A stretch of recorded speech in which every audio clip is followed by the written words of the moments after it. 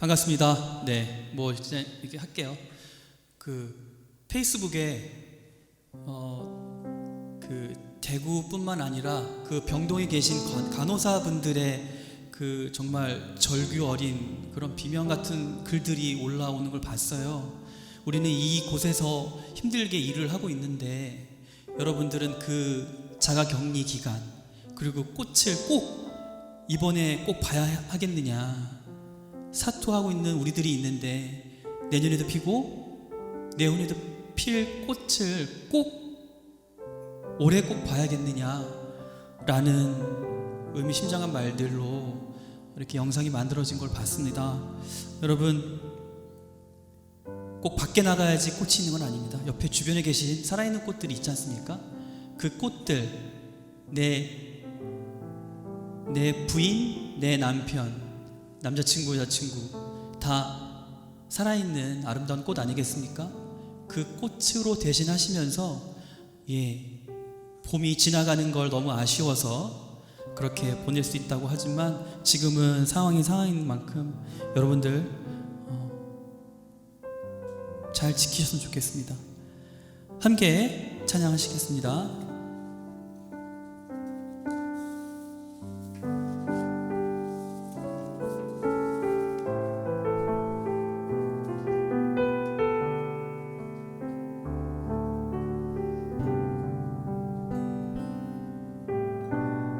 이 세상 가장 아름다운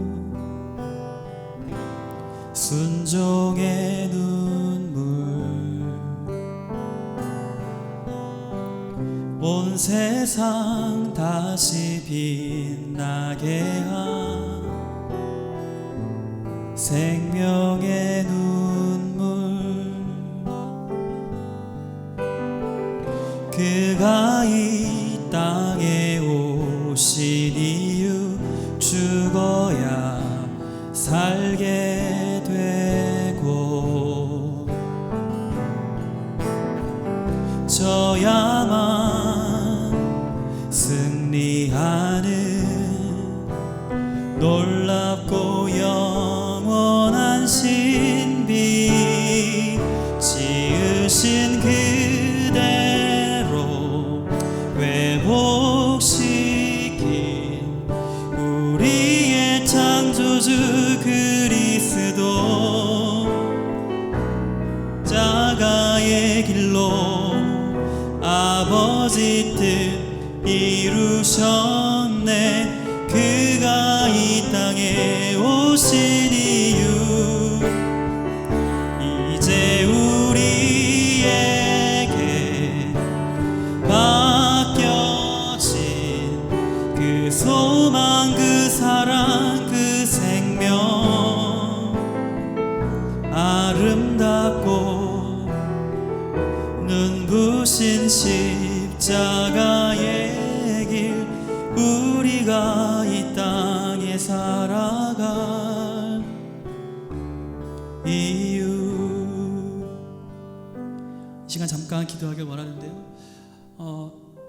코로나 바이러스가 우리의 예상과는 달리 아주 긴 장기전을 벌이고 있는 것 같습니다. 하나님, 그 가운데서 지치고 약한 영혼들이 많이 있는 줄로 알고 있습니다. 소외된 자들 또한 그 한가운데에 있는 것으로 알고 있습니다. 하나님, 그들을 위해 기도하게 하시고 각각 처소에 계신 모든 영혼들이 하나님께 예배하기를 원합니다 라고 기도하시겠습니다. 함께 기도하시겠습니다.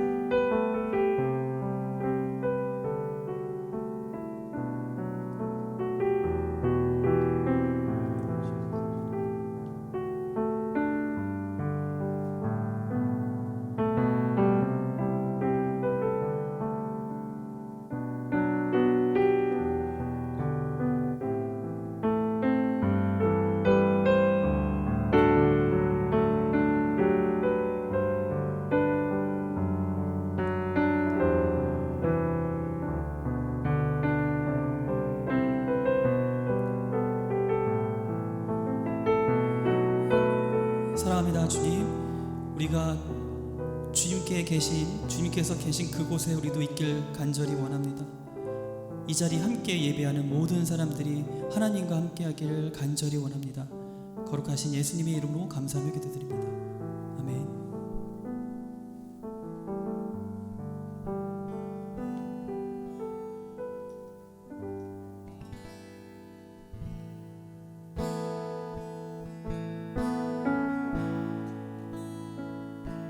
모든 능력과 모든 권세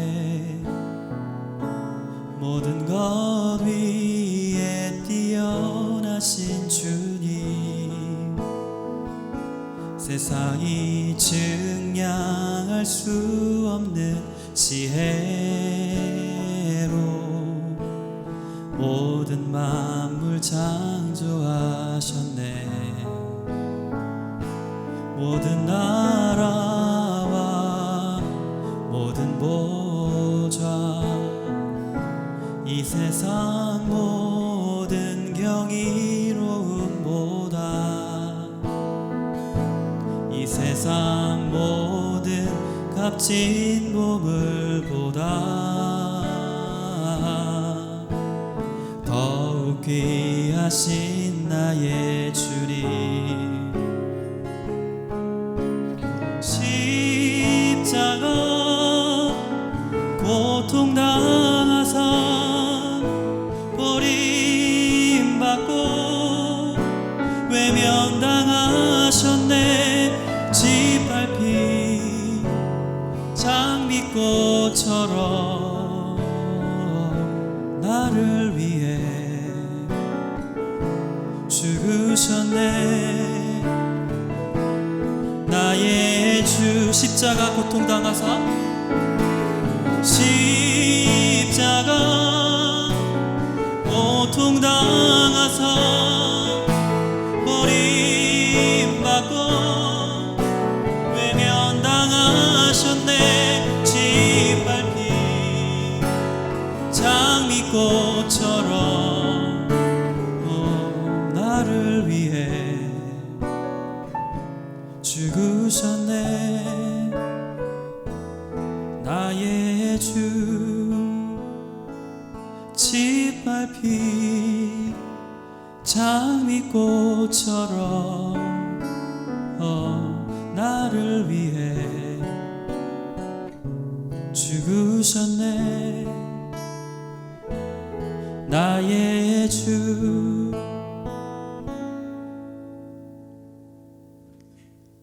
아멘. 지금 이곳에 계신 많은 유튜브로 예배 드리시는 분들 양옆에 앞뒤에 인사 한번 하실까요? 반갑습니다. 네, 저만 반가운가요? 네, 반갑습니다.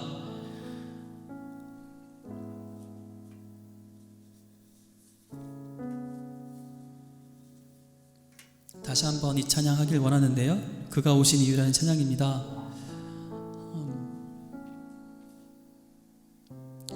지금처럼 예수님의 가치가 바닥인 적이 없는 것 같습니다. 무릇 이단 종교뿐만이 아니라 그리스도인인 우리가 온전하게 삶을 이끌지 못한 부분이 분명히 있습니다. 하나님 가운데 우리가 좀 더 말씀 가운데 또한 삶 가운데 집중했으면 좋겠습니다. 그래서 우리가 그들에게 모범을 보이지 않더라도 예수님을 따라가는 작은 삶을 살아간다면 그것이 작은 예수로 살아가는 방법이지 않겠습니까?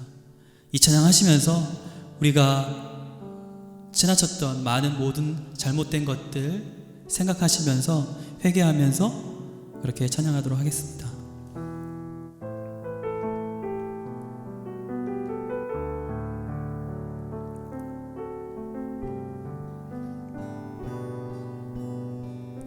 이 세상 가장 아름다운 순종의 눈물, 온 세상 다시 빛나게 한 생명의 눈물, 그가 이 땅에 오신 이유 죽어야 살게 되고 져야만 승리하는 놀랍고 영원한 신비 지으신 그대로 회복시킨 우리의 창조주 그리스도 십자가의 길로 아버지 뜻 이루셨네. 그가 이 땅에 오신 이유 이제 우리에게 맡겨진 그 소망 그 사랑 그 생명 아름답고 눈부신 십자가의 길 우리가 이 땅에 살아가 이유. 아멘.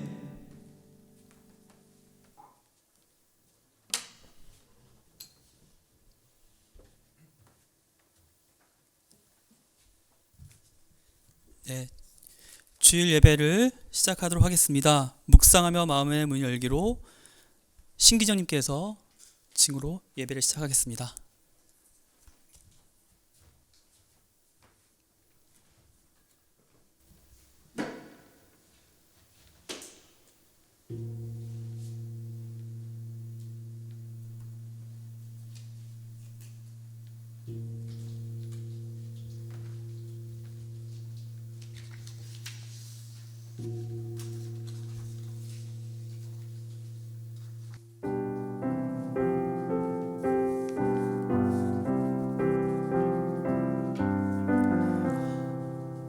왕 되신 우리 주께 다 영광 돌리세. 그 옛날 많은 무리 호산나 불렀네. 다윗의 자손으로 세상에 오시어 왕 위에 오른 주께 다 영광 돌리세. 저 천군 천사들이 호산나 부르니 뒤따라가던 무리 다 화답하도다.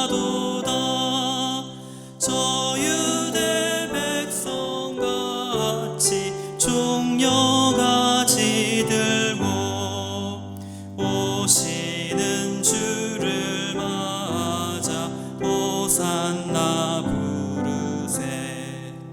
주 고난 받기 전에 수많은 무리가 영광의 찬송 불러 주 찬양하였네. 이같이 우리들도 주 환영하오니 그 넓은 사랑 안에 다 받아주소서. 아멘.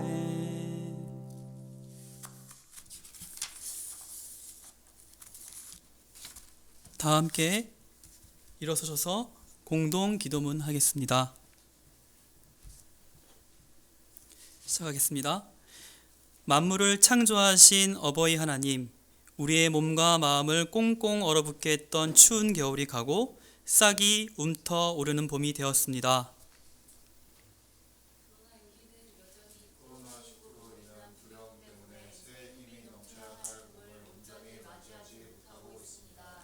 세상을 사랑하시는 어버이 하나님, 코로나19는 주님이 주신 심판이 아니라 하나님께서 만드신 이 세상과 상생하지 못하고 자본의 논리에 따라 소비하여 만들어낸 결과임을, 우리가 만들어낸 재앙임을 고백하며 참여합니다.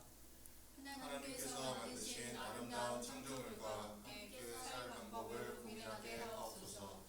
몸과 마음이 상한 자를 긍휼히 여기시는 어버이 하나님, 코로나19의 확산으로 고통받는 이들을 긍휼히 여겨주시고 이 병으로 세상을 떠난 이들과 유족들의 마음을 위로하옵소서.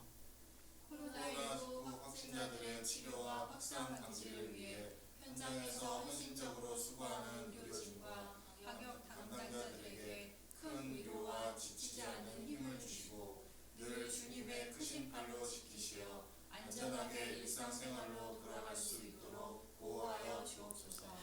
교회를 세우시고 이 땅 고치시는 어버이 하나님, 코로나19로 인해 교회가 사회의 손가락질 대상이 되고 있습니다.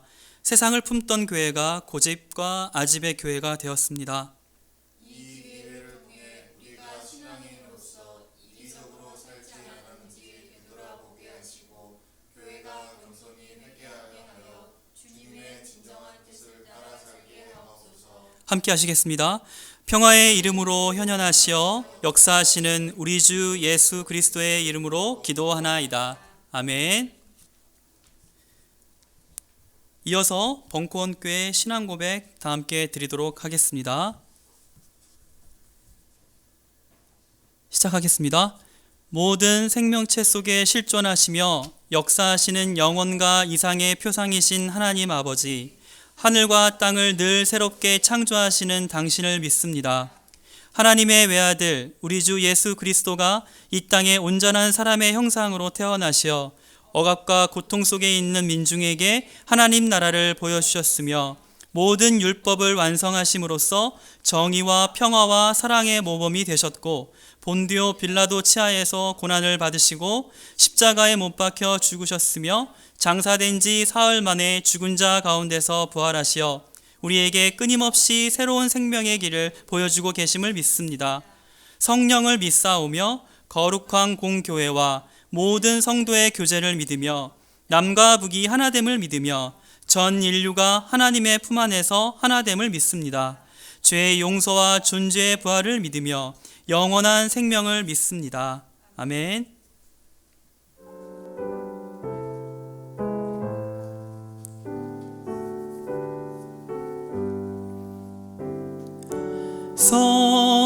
성자의 귀한 몸 날 위하여 버리신 그 사랑 고마워라. 내 머리 숙여서 주님께 비는 말, 나 무엇 주님께 바치리까. 지금도 날 위해 간구하심, 이 옅은 믿음이 아옵나니.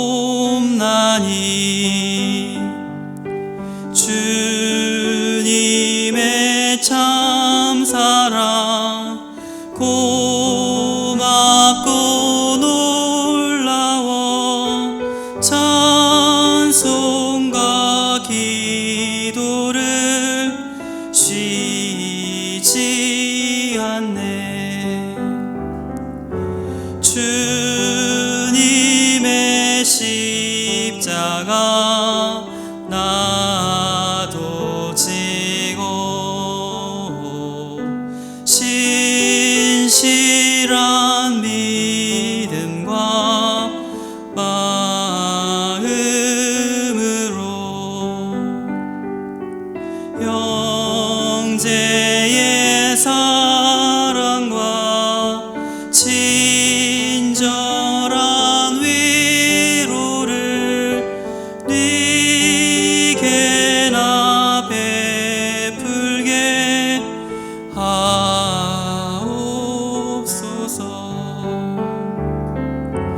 만 가지 은혜를 받았으니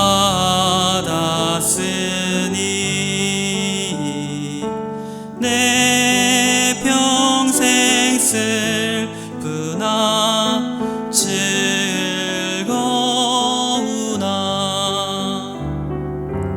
이 몸을 온전히 주님께 바쳐서 주님만 위하여 늘 살겠네. 아멘.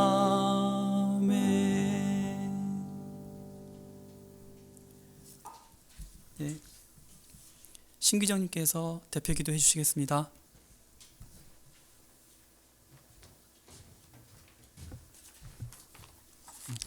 함께 기도드리겠습니다.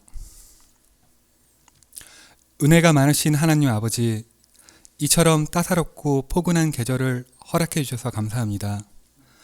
자연은 아무 일 없듯이 제 계절을 마음껏 뽐내고 있지만 그 속에 인간들은 지금 참으로 힘든 시기를 지나고 있습니다. 잠시 쉬어감의 시간을 저희에게 허락한 것으로 깨닫고 겸허하고 지혜롭게 현재의 시간을 이겨낼 수 있도록 은혜 내려 주시옵소서. 앞만 보고 달려온 인간의 역사 속에서 때론 너무나 이기적인 탐욕이 이 지구를 멍들게 하고 더불어 함께 사는 세상 모든 피조물들을 힘들게 하지 않았나 되돌아보는 시간이 되게 하옵소서. 건강과 물질과 마음의 어려움을 겪고 있는 많은 이웃들이 있습니다. 하나님께서 주신 건강과 물질로 우리 이웃들을 보듬어 안고 기꺼이 나눌 수 있는 마음을 주시옵소서. 하나의 세상, 하나의 공동체 속에서 주님의 자녀들이 합심하여 보시기에 아름다운 공동체와 세상을 만들도록 이끌어 주시옵소서.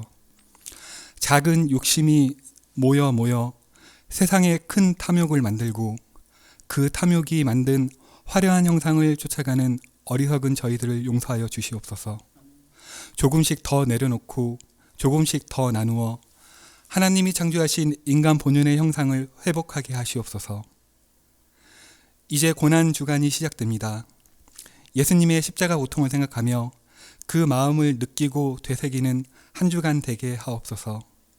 그 처참했을 골고다 언덕을 바라보며 우리 이웃을, 세상을 예수님의 눈과 마음으로 바라보게 하옵소서. 각 가정에서 온라인으로 함께 마음을 모아 예배드리는 교우들이 보고 싶습니다. 조만간 다시 만났을 때 더 깊이 교제하고 더 많이 나눌 수 있는 저희 되게 하옵소서. 주님의 사랑과 은혜로 저희가 숨쉬고 있음을 고백합니다. 주께서 허락하신 모든 것, 나의 것이 아니라 이 세상 모두의 것, 주님의 것이라 고백하며 때론 시기하고 질투하고 싸우는 미약한 인간일지라도 결국에는 주님 안에서 하나임을 깨닫고 함께 하게 하옵소서. 십자가에서 고난받으신 예수님 이름으로 기도드렸사옵나이다. 아멘.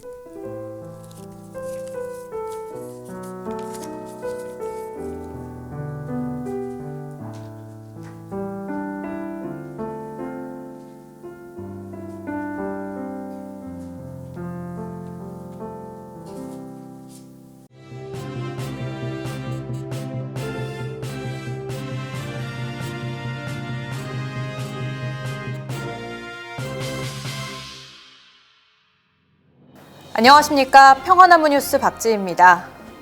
평화나무가 예배 중 선거법 위반 발언을 한 목사와 장로 10명을 추가 고발했습니다. 지난 3월 13일에 이어 두 번째 고발이었는데요. 선거일이 다가오자 구체적인 위반 사례들이 늘고 있습니다. 이남기 기쁨교회 목사는 미래통합당 대표이면서 서울 종로 국회의원 후보자인 황교안 장로가 곧 대통령이 된다고 하면서 지지 발언을 장황하게 늘어놓기도 했습니다. 함께 보시죠. 저는 소망이 있는데요. 이제 좀 있으면 이제 선거가 4월달에 있고 그런데 그거 말고 황교안 대표가 대통령이 되면 우리나라가 최고의 부요를 누릴 거라고 생각해요. 아멘. 왜냐고요? 대표가 대통령이 되고 트럼프가 재선에 성공하고 그러면 이 최고의 그리스도인끼리 만난 거예요. 예, 트럼프가 딱 그냥 보면 이야 황 대통령 그리고는 그냥 버선발로 뛰어나올 거란 말이에요. 미국을 안방 들어가지 왔다 할 거예요. 그리고 우리나라 최고의 무역 수지 코스닥 나스닥 무슨 다 올라가고 지난주에 제가 얘기했죠. 좀 있으면 황교안호가 대통령이 될 겁니다. 트럼프는 재선이 되겠죠. 재선이 안 되더라도 누굽니까? 펜스 부트네이 대통령이 되면 우리나라가 가장 살기 좋은 나라가 될 거예요. 아멘. 예, 아마 최고의 부를 누릴 겁니다. 아멘. 최고의 부를 누릴 거예요. 이 밖에 2차 고발 대상은 한국기독교총연합회 전 대표회장인 지덕 강남제일교회 원로 목사, 이용규 성남성결교회 원로 목사, 그리고 대한예수교 장로회 통합 전 총회장 최영남 본향교회 목사 외에 고만호 여수 음파교회 목사, 오정호 세로남교회 목사, 윤성진 부산 영락교회 목사, 문재인 하야 범국민투쟁본부 소속 조나단 목사, 임형근 여의도 순복음 강릉교회 목사, 김주용 청주 조은교회 장로 등 총 10명입니다. 교회가 세상보다 낫다고 한다면 공동체의 약속인 법을 지킨 이후입니다. 법을 지킨 다음 법이 포괄하지 못하는 정의, 평화, 생명의 가치를 추구하는 것이 교회입니다. 세상을 이긴 그리스도 교회의 권위여야 합니다. 선거법이 잘못됐다면 개정 청원을 해야지 위반부터 하는 것은 순서도 도리도 아닙니다. 사단법인 평화나무는 21대 국회의원 총선거 선거운동 개시와 함께 교회의 선거법 위반 행위에 대해서 모든 역량을 쏟아서 집중적으로 모니터할 것입니다. 그리고 특정 정당, 특정 후보와 관계없이 고발할 것입니다. 이것이 한국 교회에 대한 사회의 신뢰를 높이고 나아가 복음의 권위를 한층 신장시키는 결과를 낳을 것이라 우리는 믿습니다. 모쪼록 교회와 목회자 여러분의 선거법 준수를 간청합니다. 함께 소금과 빛된 한국교회를 세워나갑시다. 평화나무는 4월 15일 총선 투표일까지 긴장을 늦추지 않고 감시 활동을 펼치겠습니다. 평화나무가 예배 중 선거법 위반을 고발하자 평화나무와 김용민 이사장에 대한 비난과 거짓 선전이 거세지고 있습니다. 당장 동성애를 반대하고 차별금지법 제정을 반대하는 편에 표를 던지라라고 발언해 선거 개입을 노골화한 고만호 여수 음파교회 목사는 교회 유튜브 채널에 김용민 평화나무 이사장을 공격하는 1분 30초짜리 영상을 게재했습니다. 그 영상 자체도 가짜뉴스를 유포하고 있습니다. 여수 음파교회 측은 고만호 목사가 황교안 대표에 대해서 발언한 적이 없는데 평화나무가 무고했다고 주장했습니다. 그러나 황교안 대표 지지 발언은 이남기 기쁨교회 목사가 한 것이고 고 목사는 이 목사와 함께 2차 고발 대상에 포함되어 있습니다. 평화나무는 고 목사가 황교안 대표에 대해 언급했다고 지적한 바 없습니다. 결국 허위 사실을 유포하는 것은 여수 은파교회입니다. 또한 1차 고발 대상이었던 고병찬 운정 참존교회 목사도 지난 주일 설교를 통해 평화나무에 대한 허황된 가짜뉴스를 유포했는데요. 1차 고발 직후 주일 설교에서는 교인에게 평화나무와 김 이사장을 비난하기 바빴습니다. 낙검수 김용민 그도 목사였거든요. 목사가 우리를 고발한다고. 우리나라 12명 목사님들. 저는 좀 이렇게 시골에 처박혀 조그마한 교회지만 그 11분들 보니까 굉장한 분들이더라고요. 우리 교회는 조그마한 교회잖아요. 고발하면 내가 뭐 어떻게 하겠습니까? 이번에 성관이도 고발한다고 난리를 치지. 평화나무가 작은 데 아닙니다. 모든 좌파예요. 언론, 모든 기관, 재단이에요, 재단. 수십억, 재단이 매년 엄청난, 뉴스 엔진만 해도 10몇억씩 가져가요, 받아요. 예? 어마어마한 그 딱 모두 합체가 재단이에요, 재단. 김용민이라는 그런 목사님이 있습니다. 평화나무 이사장이고 또 덩커원 교회의 담임 목사입니다. 그분이 옛날에 낙곰수라고 하는, 여러분 잘 아시는 분은 아시는지 모르겠지만 낙곰수 멤버고 또 그분들이 모여가지고 여러 가지, 제가 그 영상을 한번 보여주고 싶어도 웬만하면 보여주고 싶었는데 입만 열면 욕이고 그 성희롱, 성적 그 희롱도 얼마나 하는지 국회의원까지 나갔다가 그냥 하루 만에 떨어져 버리고 그런 분이 계세요. 딱 이렇게. 또한 평화나무 공명선거 감시 활동에 반발한 일부 개신교 목사와 단체의 항의 전화가 평화나무 사무처에 빗발쳤습니다. 평화나무가 500여 교회를 모니터링하고 1, 2차 선거법 위반으로 고발하면서 한 가지 도드라지는 현상을 발견하고 있습니다. 바로 차별금지법을 빙자한 보수 개신교단과 단체의 선거 개입입니다. 김종준 예장합동 총회장과 이성화 반기독교 세력 대응위원장이 차별금지법에 찬성하는 정당과 후보자가 국회로 들어가면 안 된다는 내용의 공문과 유인물을 전국 소속교회에 발송했죠.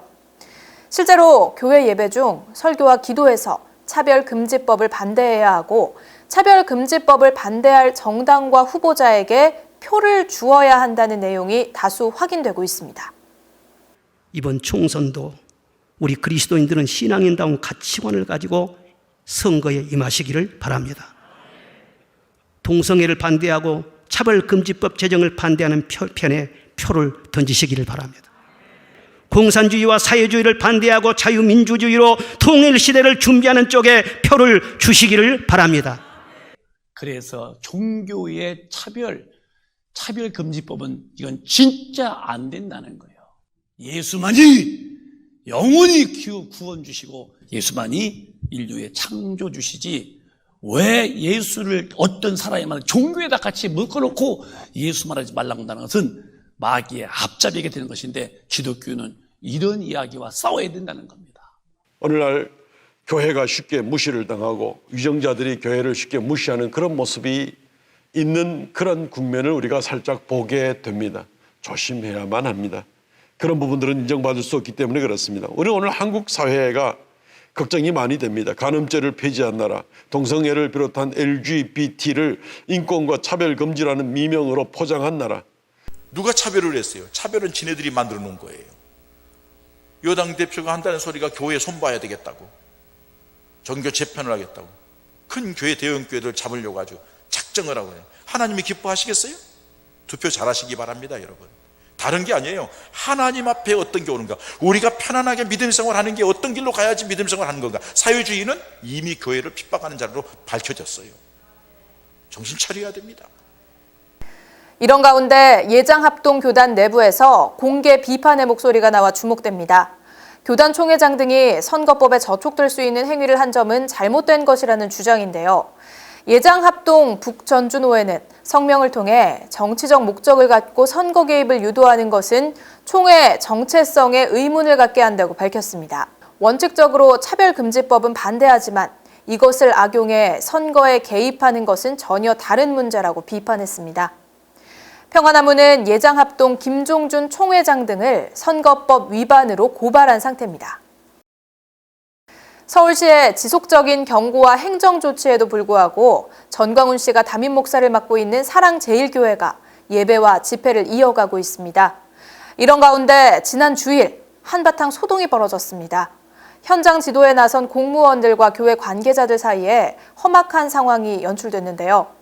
서울시의 적법한 법 집행과 계도에 대해서 사랑제일교회 측은 형법 158조 예배 방해죄로 맞서고 있습니다.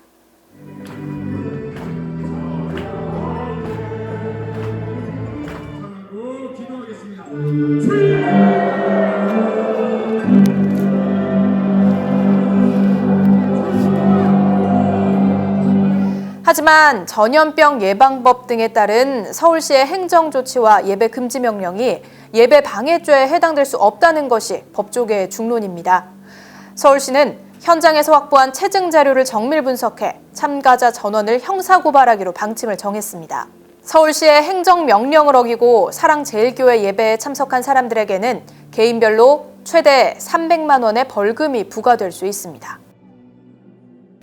한편 현장 취재에 나선 평화나무 권지연 기자는 또다시 전광훈 지지자들에게 봉변을 당했습니다. 정상적인 취재 활동을 벌이던 권지연 기자를 발견한 전 씨 지지자들이 권 기자를 애워싸고 황당한 주장을 늘어놨는데요. 당시 상황 함께 보시죠. 아, 우리 기독 당했을 때 왔던 멋쟁이 짝발 빨갱이 나도 봤지. 핸드폰 녹음도 하고는구나. 야, 우리도 찍어. 왜 왔냐? 왜 왔어? 이렇게 많은데. 단신입니다.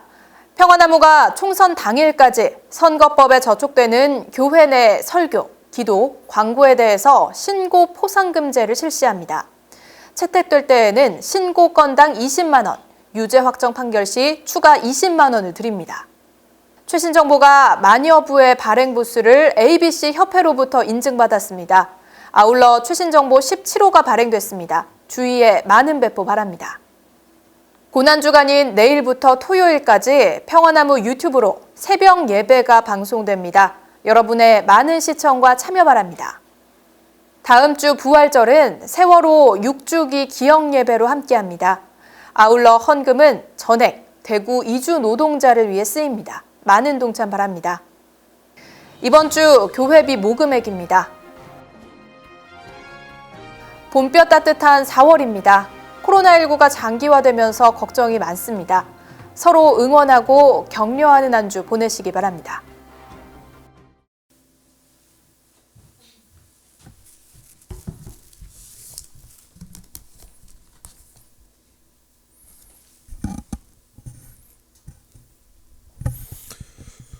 성경 말씀 읽겠습니다. 낙이 새끼를 풀 때에 그 임자들이 이르되 어찌하여 낙이 새끼를 푸느냐 대답하되 주께서 뜨시겠다 하고 그것을 예수께로 끌고 와서 자기들의 겉옷을 낙이 새끼 위에 걸쳐놓고 예수를 태우니 가실 때에 저희가 자기의 겉옷을 길에 펴더라. 이미 감람산에서 내려오는 편까지 가까이 오심에 제자의 온 무리가 자기의 본바 모든 능한 일을 인하여 기뻐하며 큰 소리로 하나님을 찬양하여 가로되 찬송하리로다. 주의 이름으로 오시는 왕이여 하늘에는 평화요 가장 높은 곳에는 영광이로다 하니 무리 중 어떤 바리새인들이 말하되 선생이여 당신의 제자들을 책망하소서 하거늘 대답하여 가라사대 내가 너희에게 말하노니 만일 이 사람들이 잠잠하면 돌들이 소리 지르리라 하시니라. 가까이 오사 성을 보고 오시며 가라사대 너도 오늘날 평화에 관한 일을 알았다면 좋을 뻔하였거니와 지금 내 눈에 숨기었도다. 이것은 주님의 말씀입니다. 하나님 감사합니다.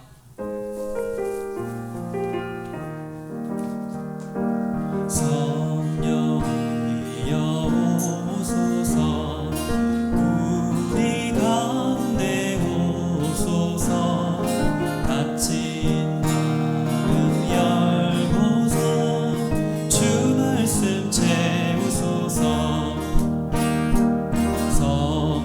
성령이여 오소서 우리 가운데 오소서 닫힌 마음 열고서 주 말씀 채우소서.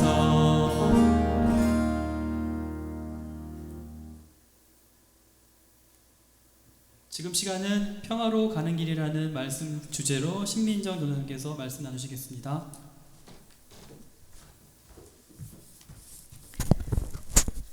벙커업 친구들 한 주간 잘 지냈나요? 월요일인 내일 두 번째 소포가 도착할 거예요. 이번 소포에는 예수님의 마지막 한 주를 살펴보는 묵상집과 작은 선물이 들어있어요.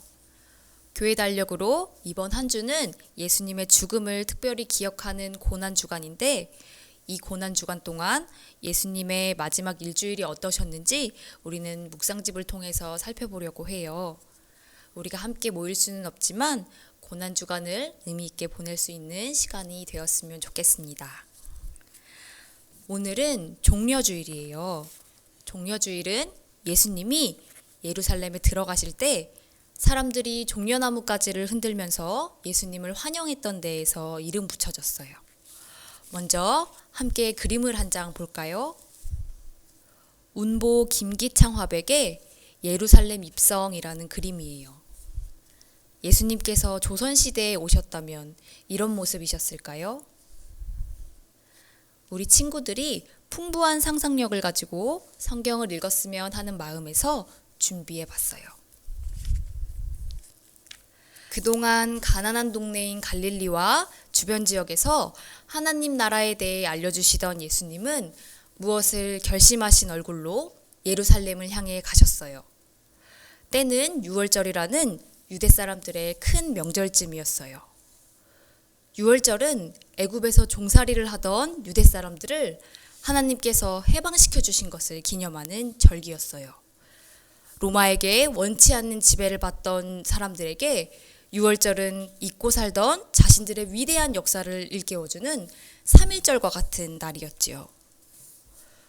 로마 입장에서는 긴장을 할 수밖에 없는 날이었어요. 로마는 유대 사람들이 소란을 일으킬까봐 걱정했어요. 평화를 유지한다는 이유로 주변 도시에 있던 로마 군인들이 예루살렘으로 모여들었지요. 로마 군인들은 위용을 떨치며 예루살렘에 입성했어요. 말을 탄 군인들의 옷이 번쩍이고 거대한 깃발은 휘날리고 웅장한 음악이 울려 퍼지면 사람들은 로마의 위대함 앞에 기가 눌릴 수밖에 없었어요. 로마는 이렇게 막강한 군대로 반복되는 전쟁을 끝냈다면서 팍스 로마나라 불리는 로마의 평화를 자랑하곤 했어요. 하지만 예수님은 이런 로마 군인과는 완전히 상반되는 모습으로 예루살렘에 입성하셨어요. 로마 군인들을 비꼬기라도 하듯이 새끼 나귀를 타고 뒤뚱뒤뚱 어떻게 보면 우스꽝스러운 모습으로 예루살렘에 입성하셨지요. 로마와 유대 지도자들에게 이중고를 겪던 사람들은 예수님을 보고 호산나 왕이시여 우리를 구원해 주세요 라는 말을 외치면서 환영했어요. 아마 사람들은 예수님이 로마를 물리쳐 주실 것을 기대했던 것 같아요. 사람들은 종려나무 가지를 흔들고 기뻐했어요. 길에 자기의 겉옷을 벗어서 깔며 예수님을 왕처럼 맞아들였지요. 하지만 예수님의 표정은 어두웠어요. 그리고 예루살렘 가까이 오셔서는 결국 눈물을 터뜨리셨어요. 너희가 평화의 길을 알았더라면 좋았을 텐데 너희는 그 길을 보지 못하는구나. 예수님이 말씀하신 평화는 조용히 아무 일도 일어나지 않는 상태를 의미하는 게 아니었어요. 아무 일도 일어나지 않기를 원했던 사람은 로마 사람들과 유대 지도자들이었지요. 고통받는 사람들은 새로운 세상이 열리길 간절하게 바랐지만 유대 지도자들과 로마 황제는 지금 이 상태가 유지되길 아무런 소란도 일어나지 않기를 바랬어요. 예수님은 이 사람들이 말하는 거짓 평화에 속지 않았어요. 예수님은 율법으로 정해진 금기를 깨기도 했고 잘못된 사람들과 맞서기도 했어요. 그러면서 평화라는 이름으로 감추어 두었던 문제를 훤히 드러내셨어요. 우리는 아무 일도 일어나지 않은 상태를 평화라고 생각해요. 문제를 일으키는 사람에게 눈살을 찌푸리고 또 소란을 일으킨다고 비난해요. 하지만 예수님의 삶을 통해 알 수 있듯이 평화로 가는 길은 그저 평온하기만 하거나 화목하지만은 않아요.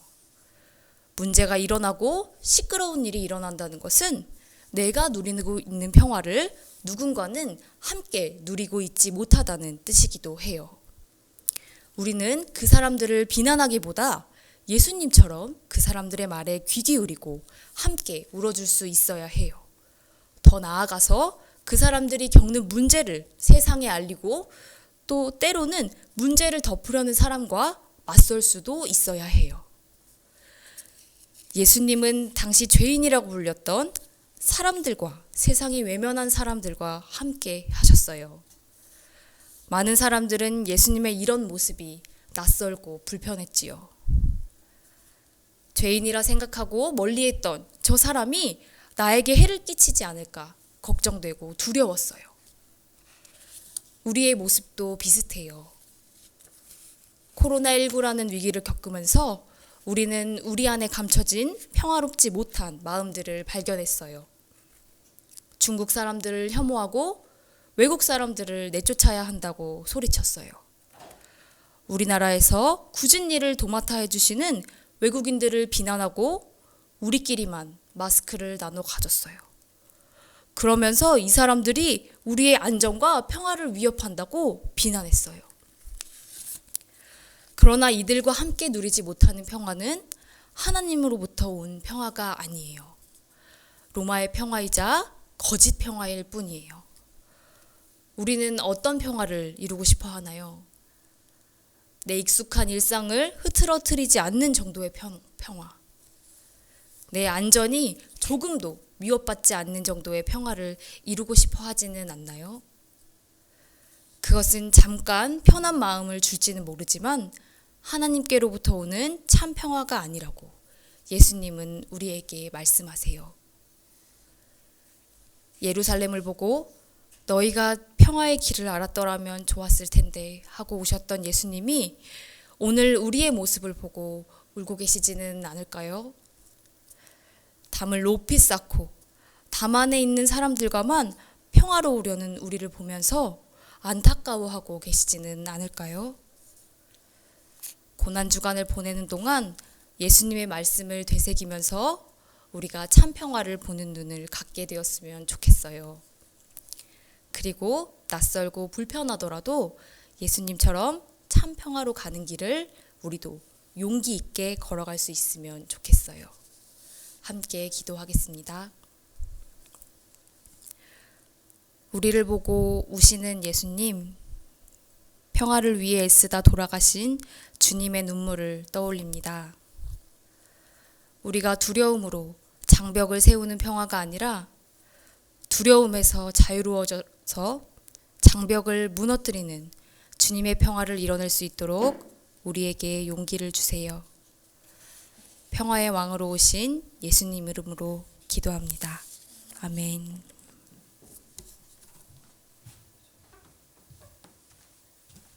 네, 같은 구절로 해서 용민님께서 평화라는 제목으로 말씀 전하겠습니다.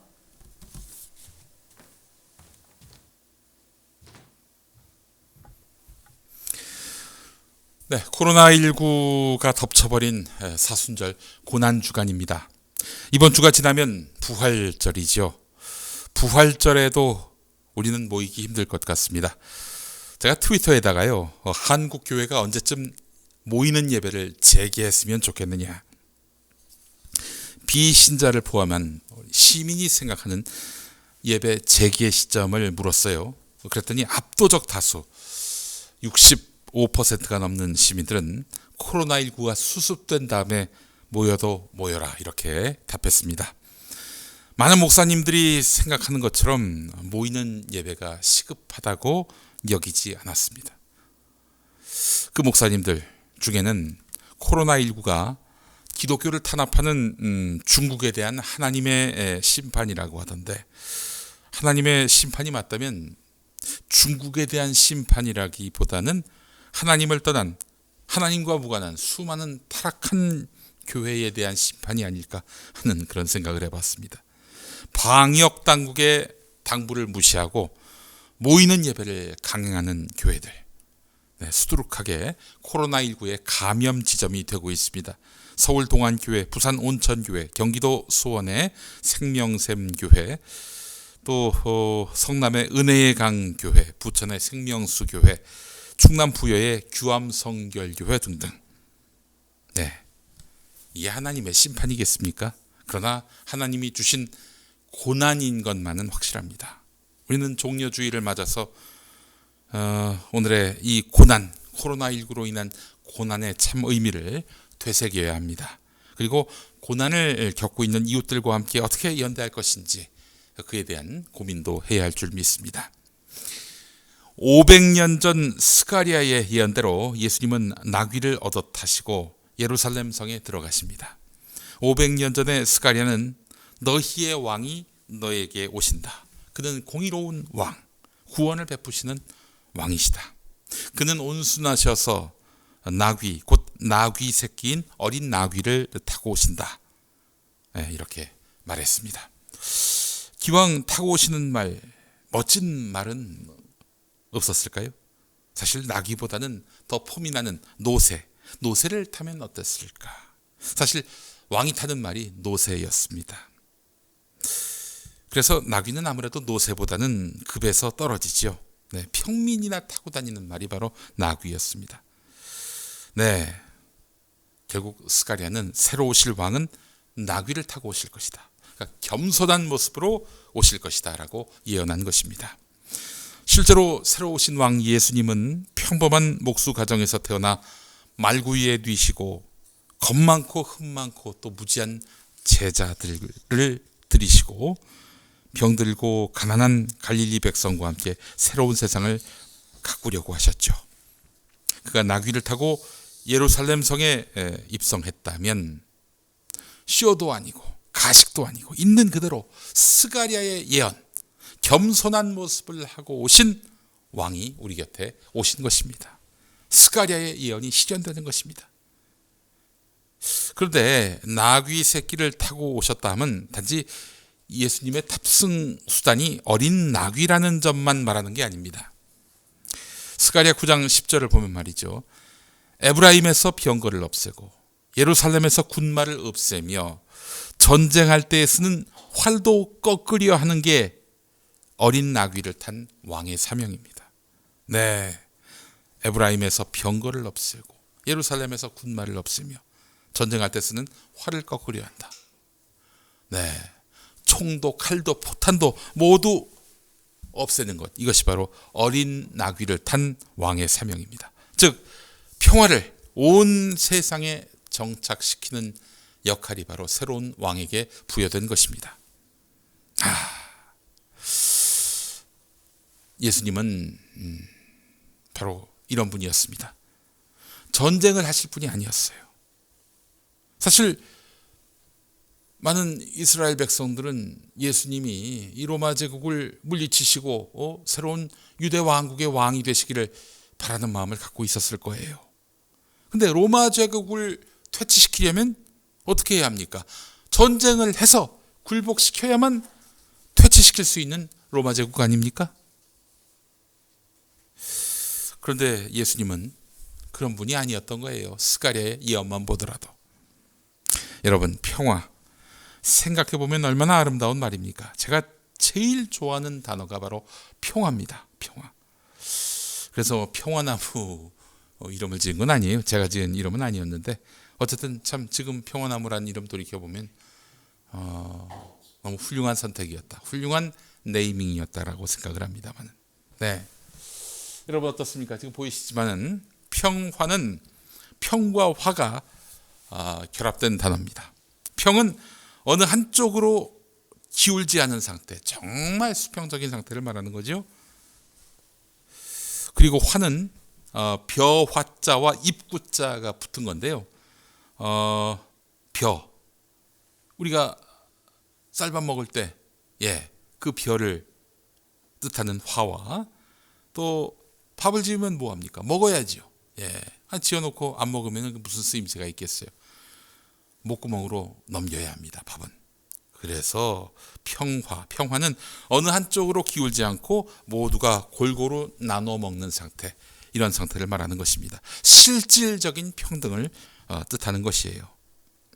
스가랴 시대, 또 그 시대로부터 500년 이후 예수님 시대, 그리고 2000년이 지난 지금 어떻습니까?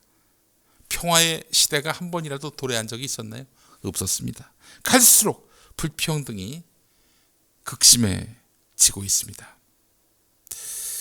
예수님의 나귀 퍼포먼스는 한마디로 말해서 민중들아, 평등의 세상을 열자, 우리 함께 평화를 이루어내자, 이런 강렬한 외침이 아니었나 생각됩니다.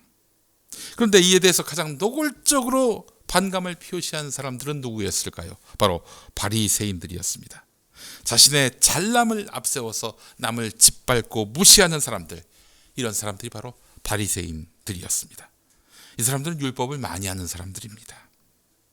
그리고 율법도 잘 지켰던 사람들이에요. 그래서 율법을 잘 모르고, 그래서 율법을 잘 지키지 못했던 사람들을 엄청나게 무시했습니다. 여러분, 우리가 성경을 많이 한다고 성경이 가르치는 대로 산다고 자랑하지 마세요. 성경 모른다고.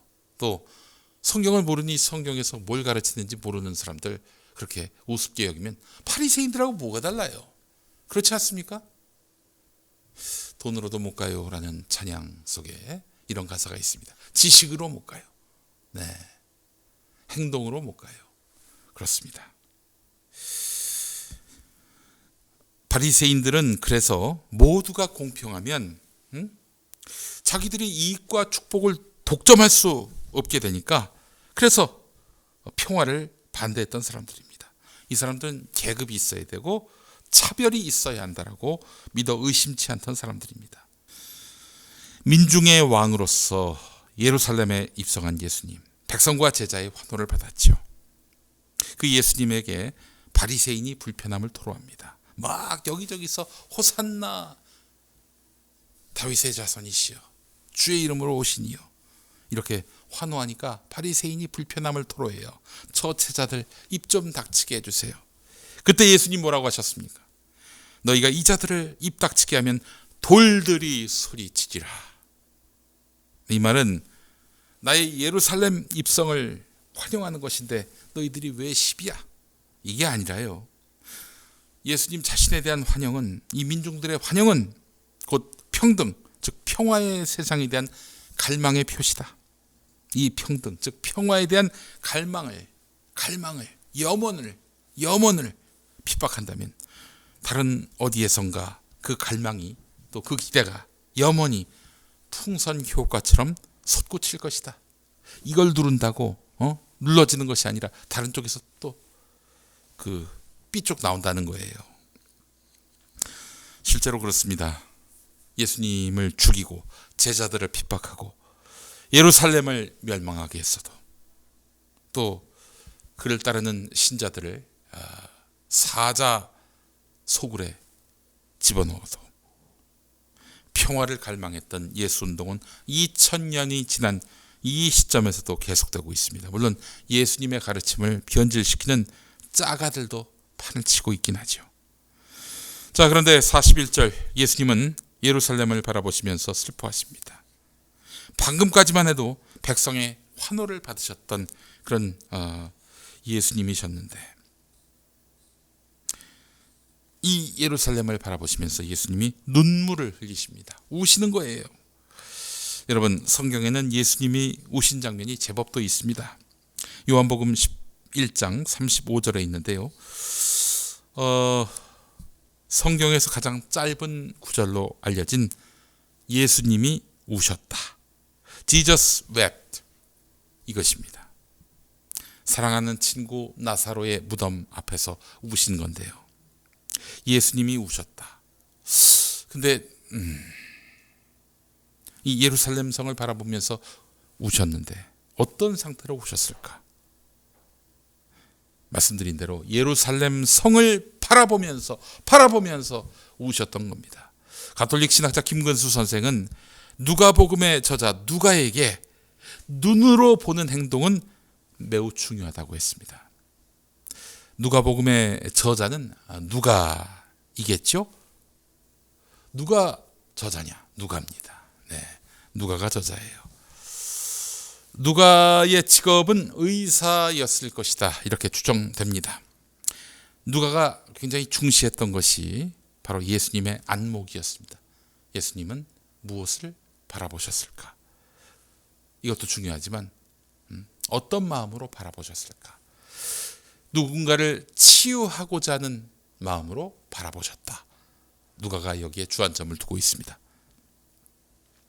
죽은 외아들의 장례를 치르는 과부를 보시고 측은한 마음이 드신 예수님 이야기가 7장에 나옵니다. 여러분, 세상의 모든 것이었던 아들, 그것도 외아들이에요. 그 외아들을 어미가 장례를 치릅니다. 김영균 노동자의 어머니 김미숙 씨가 바로 이런 경우였습니다. 그 어머니를 측은한 마음으로 바라보신 예수님이십니다. 또 강도 만난 사람을 보던 사마리아 사람, 그 예화를 드신 예수님. 네, 강도 만난 사람을 사마리아인이 봤습니다. 저 사람 치유해줘야 되겠다. 저 사람 구원해줘야겠다. 이 마음으로 바라봤던 것이죠.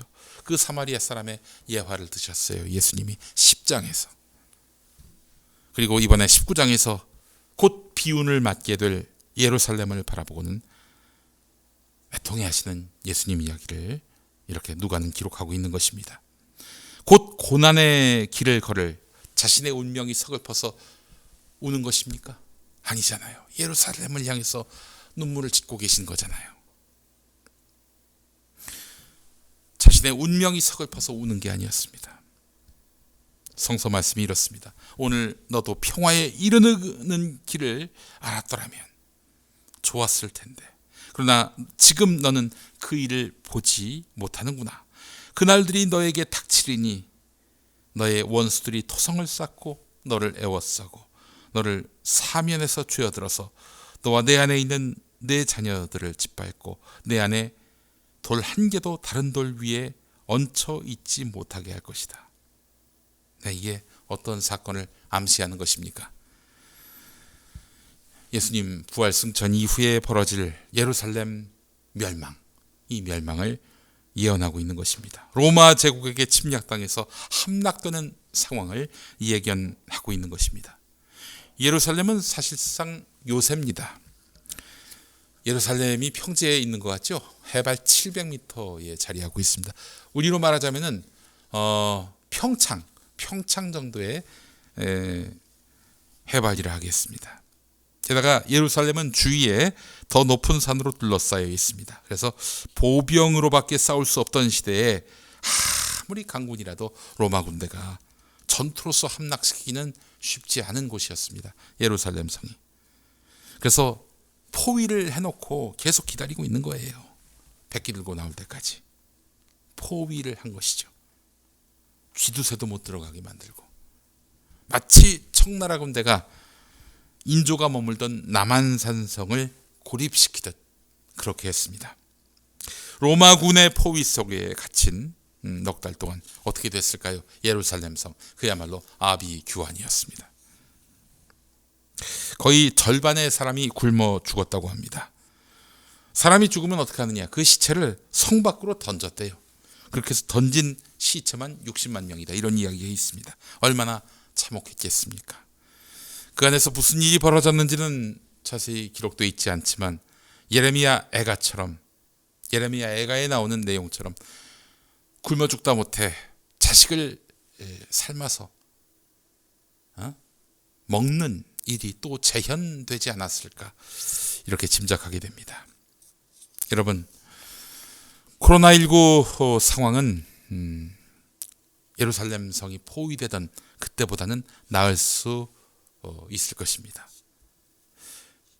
그러나 고통의 시간이 점점 길어질수록 우리가 평소에 느끼지 못했던 불평등과 또 평화가 깨지는 상태가 좀 더 노골적으로 확인됩니다. 그렇지 않습니까?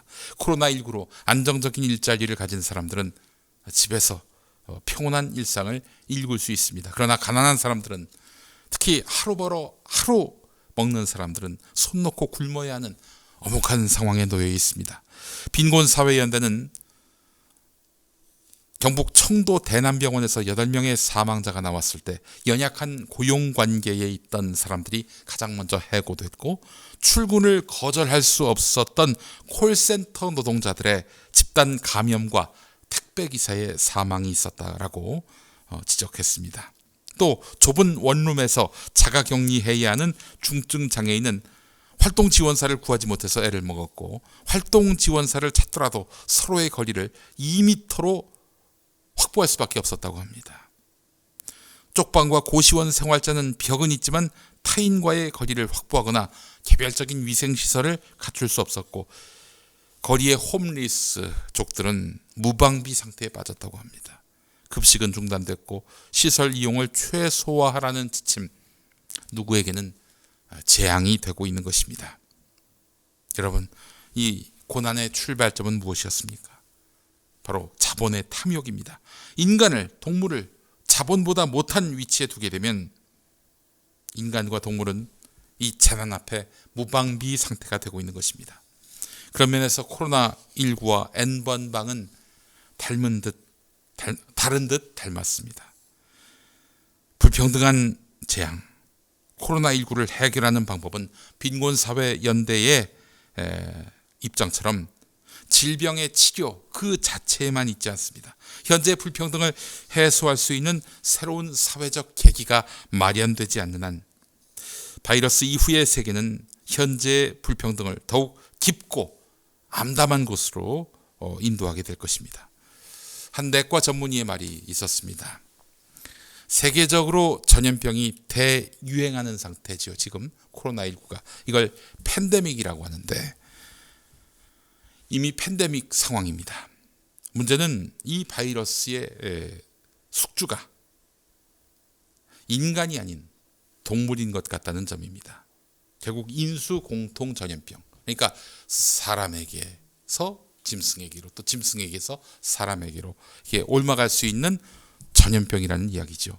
이 바이러스는 처음에는 위험하지 않아 보여도 변이가 계속 생겨나서 굉장히 위험한 바이러스로 팽창된다는 것입니다.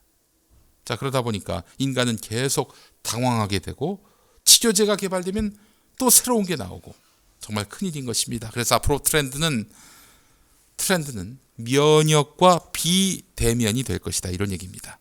그러니까 앞으로 코로나19가 완전히 종식되기는 어렵다. 그러니까 다시 옛날의 세상으로 돌아가기 어렵다. 결국 우리는 서로 비대면을 습관처럼 해야 되는 것이고, 그리고 아울러 스스로 면역력을 강화시키는 것 외에는 대안이 없다, 이런 얘기입니다. 장기화되는 바이러스들의 공격을 면역력을 키워서 방어하고 최대한 사람과의 접촉을 피하는 비대면을 추구해서 바이러스 접촉 확률을 떨어뜨려야 한다는 겁니다. 이거 말고는 대안이 없다는 거예요. 자, 그렇다면 앞으로 사람과의 접촉을 피하고 면역력을 키워야 하는데 이것도 역시 누구에게 더 경쟁력이 있겠습니까? 자본을 많이 쥔 사람에게 면역력이 보장될 것입니다. 빈곤은 이제 생존 경쟁에 더해서 바이러스와의 전쟁도 벌여야 할 판입니다. 빈곤하게 산다는 것이 얼마나 고통스러운지 우리는 코로나19를 통해 다시 한번 확인하게 됩니다. 그래서 코로나19 이 상황을 앞두고 아마 예수님은 이 세상을 향해서 눈물 지으셨을 것입니다. 우리는 무엇을 어떻게 해야 합니까? 평화가 깨지는 상태, 더 큰 위기가 닥치는 상황에서 고난을 앞두고 수없이 많은 약자의 아픔과 고통을 미리 아파하시는 예수님을 따른다면 우리는 제자된 도리로서 무엇을 해야 하겠습니까? 오늘날 예수님의 고난에 동참한다는 것은 그래서 예수님의 눈물이 우리의 눈물이 돼서 우리보다 더 고난받는 이웃들의 힘이 돼주는 것 아닐까요? 여러분, 본론입니다. 다음 주 부활절 헌금 많이 내시기 바랍니다. 11조 안 하신 분들, 한 번도 안 하신 분들 이번에 좀 하세요. 좀 많이 내세요, 헌금. 이거 너무 과한 거 아닌가? 평소 같으면 1년에 낼 헌금을 이번에 내세요. 자, 그래서 모인 헌금으로 우리가 한번 섬긴 이주 노동자들 또 한번 섬기려고 합니다. 코로나 끝날 때까지 우리 그분들을 섬깁시다. 살면서 차별받고 코로나19 때문에 또 차별받는 그분들을 위해서 다음 주 거친 헌금 100% 바치겠습니다. 주님께 바치는 것입니다. 단 한 푼도 교회를 위해 쓰지 않고 온전히 모조리 이웃을 위해서 쓰겠습니다. 부활하신 예수님이 또 한번 이 땅에서 부활하시는 계기로 삼겠습니다. 사랑하는 벙커원 교회 교우 여러분, 오늘 네가 평화의 길을 알았다면 얼마나 좋았을까. 그러나 너는 그 길을 보지 못하는구나. 우리가 이런 책망을 받는다면 얼마나 면목이 없고 부끄럽겠습니까? 우리는 지금 이 시점에서 고난에, 주님의 고난에 참여할 길이 없습니다. 우리가 뭐 못에다가 손을 박을 수 없잖아요. 아니 손에다가 못을 박을 수는 없잖아요. 너무 웃으신다. 예. 너무 웃으셔. 예. 자, 우리가 주님의 고난에 참여할 길은 없습니다. 자, 그러나 공동체의 평화의 기운이 깃들 때, 그때 우리는 비로소 주님의 그 은혜를 함께 공유할 수가 있는 것입니다. 빈부 간의 격차가 이제는 양극화의 수준까지 이르렀을 때 평화도 공동체도 없습니다. 깨진 공동체를 복원하고 평화를 부활시킵시다. 그리고 보이지 않으시지만은 주님이 이 나라를 다스릴 수 있도록 우리가 주의 역군으로서 이 땅에서 사명을 다합시다. 함께 기도하시겠습니다. 사랑의 하나님, 감사합니다. 고난주간입니다. 주님, 주님의 고난에 우리가 동참할 수 있도록 인도하여 주옵소서. 도망가지 않고, 회피하지 않고, 남 탓하지 않고 주님의 고난을 바라보면서 나의 죄 때문이다 라는 마음을 갖게 하여 주시길 원합니다. 다음 주간 주님 부활절을 맞습니다. 부활절에 우리는 만나지 못할 것 같습니다. 주님, 이 긴 고난의 시간들, 불편함과 답답함을 토로하기보다는 우리 주변에서 이 일로 인해서 고통받고 있는 이웃들을 돌아보게 해주시고, 주님을 대신해서 우리가 할 일은 없는지 돌아볼 수 있도록 인도하여 주옵소서. 주님, 다음 주에 정말 많은 헌금이 모여서 그래서 주님의 마음이 전달되는, 주님의 마음이 부활하는 그런 부활절이 됐으면 좋겠습니다. 역사하여 주시고 인도하여 주옵소서. 지금도 살아계셔서 역사신 우리 주 예수 그리스도의 이름으로 기도하나이다. 아멘.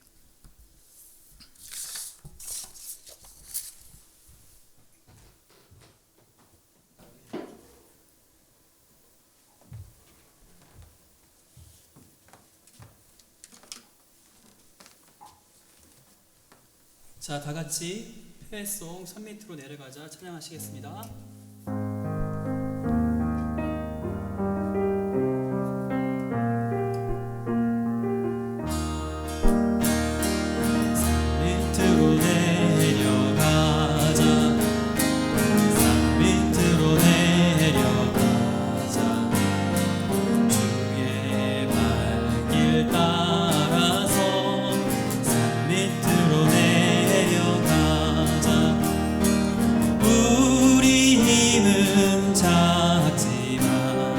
아주 작지만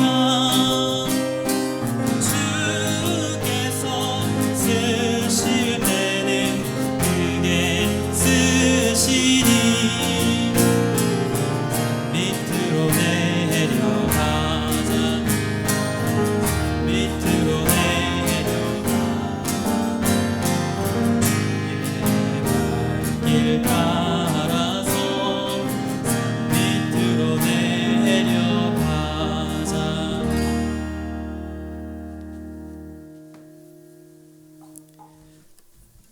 자, 다 함께 서로를 위한 축복의 선언을 하시면서 예배 마치도록 하겠습니다. 주 예수 그리스도의 은총과 하나님의 사랑과 성령께서 이루어주시는 친교가 우리 가운데 영원토록 함께 있기를 주님의 이름으로 축원합니다. 아멘.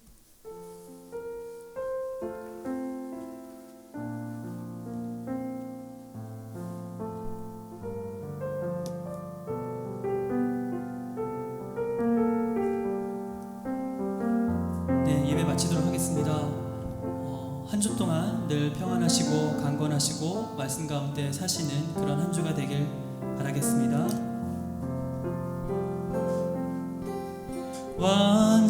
완전하신 나의 주 의의 길로 날 인도하소서. 행하신 모든 일 주님의 영광 다 경배합니다. 예배합니다. 찬양합니다. 주님만 날 다스리소서. 예배합니다.